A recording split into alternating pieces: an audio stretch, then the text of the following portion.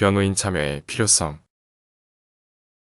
최근 구속영장 실질심사 절차에 출석해 구속영장 청구 기각 결정을 받을 수 있도록 도와달라는 요청을 받았습니다. 이 의뢰인은 상대방의 부당한 협박과 감금에 대항해 1인 시위를 계속하는 중이었는데 그 과정에서 몸싸움이 발생했고 상대방의 경찰 신고로 수사가 시작되었다고 해요. 수사기관은 신고자의 진술에만 집중하여 상습적인 폭행, 건조물 침입, 명예훼손 등의 혐의로 저희 의뢰인에 대한 구속영장 청구를 했습니다. 그러나 의뢰인께서 설명해 주신 사실관계를 듣고 나니 수사 과정에 과잉 수사가 있었던 것으로 보였고 구속영장 실질심사 절차에서 판사에게 그런 사정을 충분히 소명한 결과 구속영장 청구 기각 결정을 받았답니다.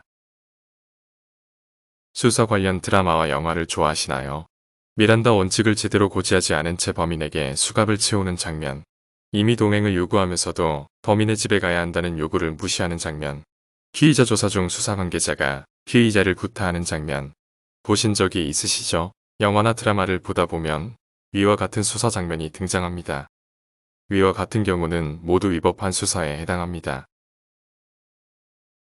수사 과정에서 인권침해의 위험이 어느 정도는 있을 수밖에 없습니다. 수사기관은 범인을 검거하는 것만이 사회 정의를 실현한 것이라고 믿는 경향이 있기 때문입니다. 수사기관이 정당한 정의감을 가지고 있는 것은 매우 긍정적이지만 문제는 그 과정에서 과잉 수사가 나타날 수 있다는 것입니다. 만약 수사 과정에서 무고한 사람을 범인으로 지목하거나 부당한 증거를 수집해서 구속 등 강제 수사를 하게 되면 설사 그 이후에 구제되더라도 실질적으로 안전한 원상회복이나 보상을 받기가 어려운 것이 현실입니다. 게다가 수사가 점점 진행될수록 수사 과정에서 일어난 잘못된 부분을 바로잡기가 더욱 힘들어집니다.